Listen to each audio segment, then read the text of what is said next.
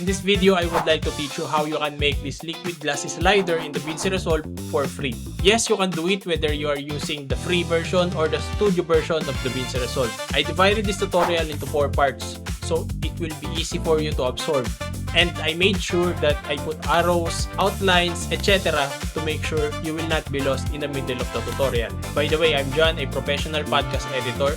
If you're new to this channel, please don't forget to subscribe so you can stay tuned on the future tutorials that I'm going to upload. Let's get started.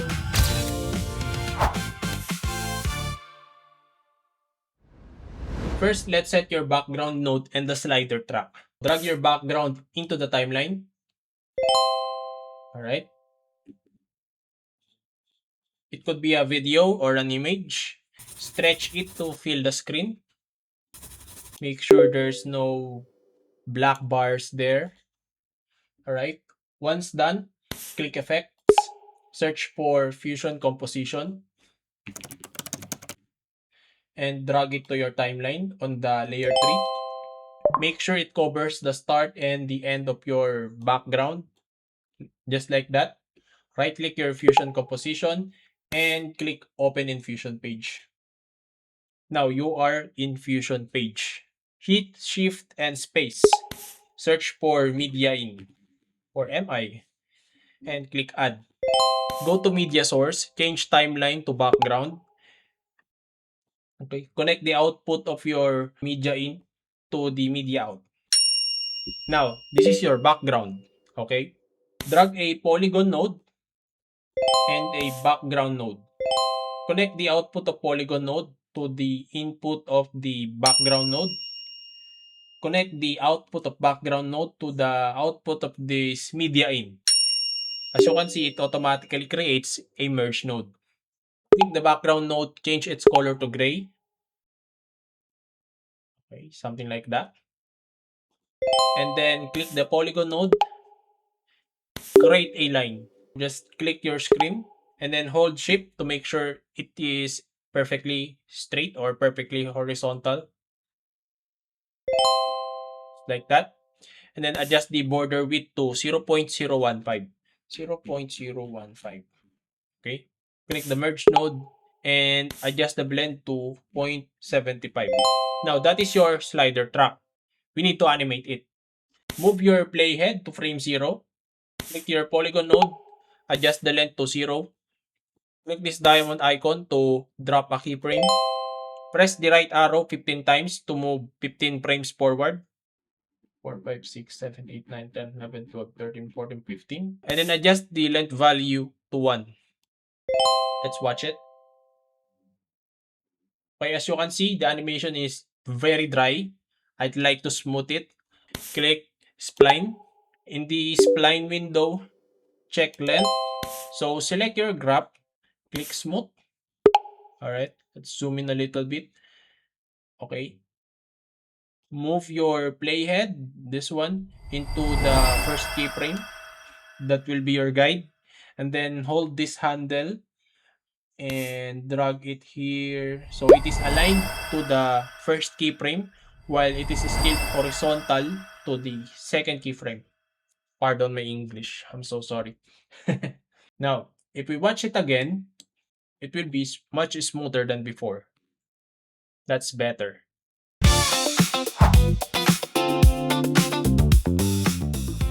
Now let's create this green fill bar. In Fusion Page, select your polygon and background node. Copy them. Select anywhere in Fusion. Just to deselect anything selected. Then paste it. Okay? Hit Shift and Space and insert glow.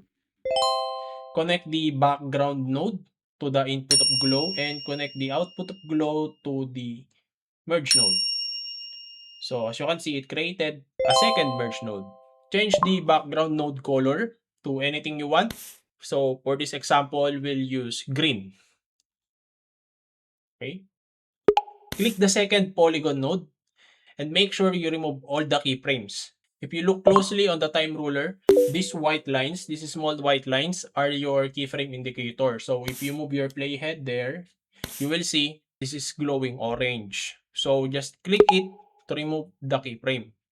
And then there's another keyframe because I can see there's an arrow here. You can click this arrow here.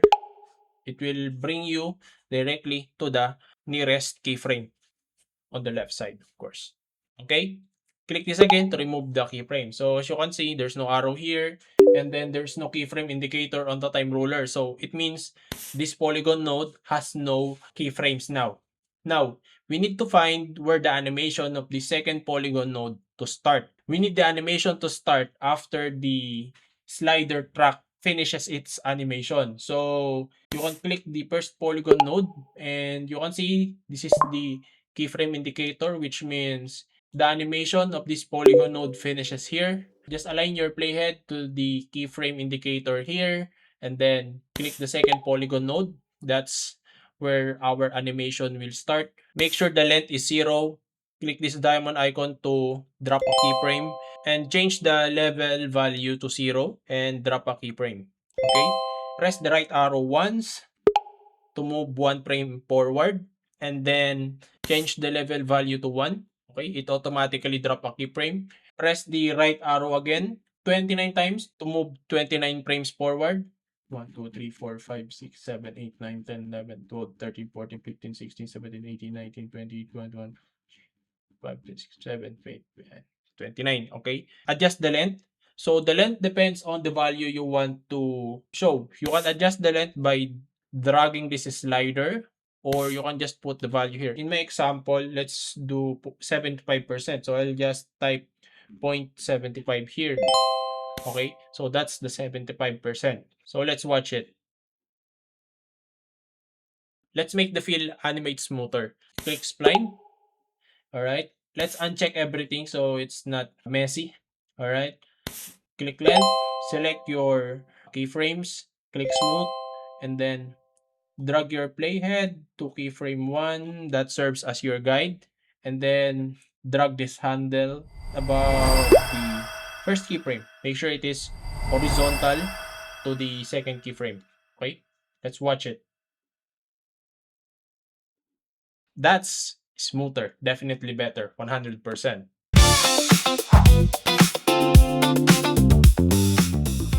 Now let's make that liquid glass indicator knob. Let's hide this spline first. Okay. Click the second merge node, copy it, Control C, and then Control V to paste it. This is your third merge node. Now hit Shift and Space and insert displace node. Okay. And then insert a rectangular node. Now connect the output of rectangle node to the green triangle of displace node, and then the output of displace node to the green triangle of merge node. Okay.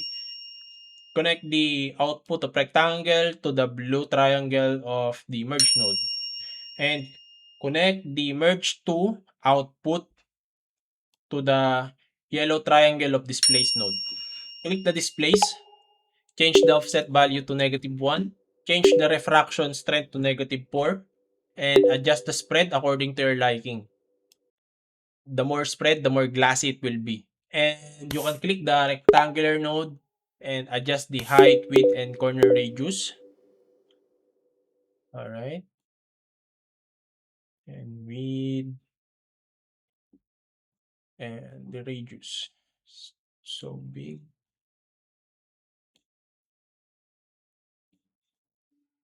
You can adjust its position, the Y so it move vertically, and the X to move horizontally. You can go back to displace node in case you want to adjust its glassiness, glass effect. I think this one is fine. Click the rectangular node, change the value of center, just drag it, make sure it is at the beginning. In the time ruler, move your playhead to the frame 0 or the beginning. Drop keyframes on center, width, height, and corner radius. Okay? Count 15 frames forward. 1, 2, 3, 4, 5, 6, 7, 8, 9, 10, 11, 12, 13, 14, 15. Now, drop keyframes again. Center, width, height, and corner radius. Go back to frame 0 and change the width and height to 0. Once done, click the second polygon node, which is the fill. Click that.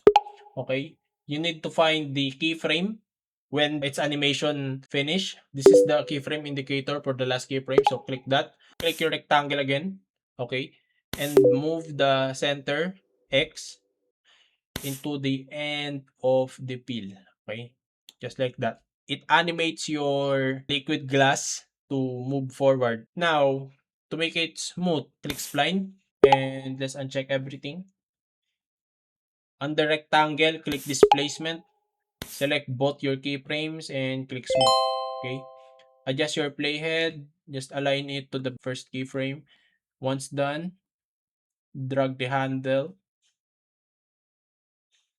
aligned with the first keyframe while it is horizontal to the second keyframe, just like that. Let's watch it.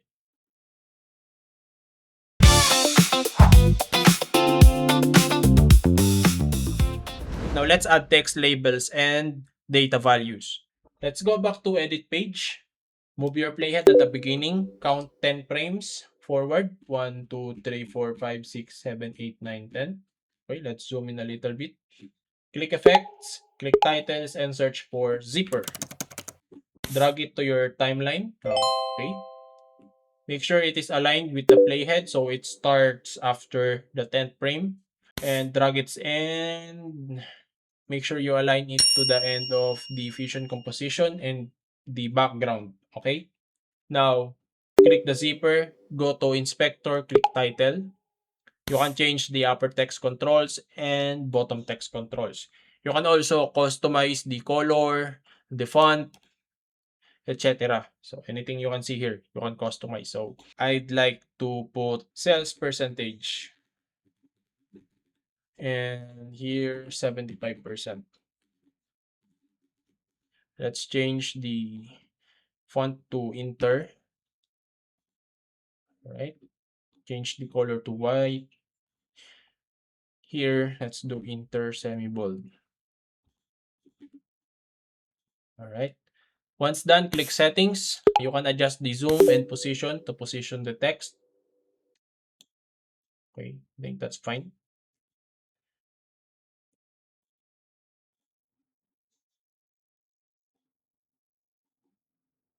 Sure they are aligned. Yeah, I think that's fine. As you can see, the text is hard to notice, hard to see. This is optional only. So you can search solid color, drag it to the second layer below your fusion composition and the text. And then you can adjust the opacity. Alright. Enough to see the background and enough to pop up the slider and the text. Now let's watch it. And there you have it. I would love to thank you for reaching to the end of this video. I have a lot of tutorials here. If you want to learn how to make this map animation, just click here. Don't forget to subscribe.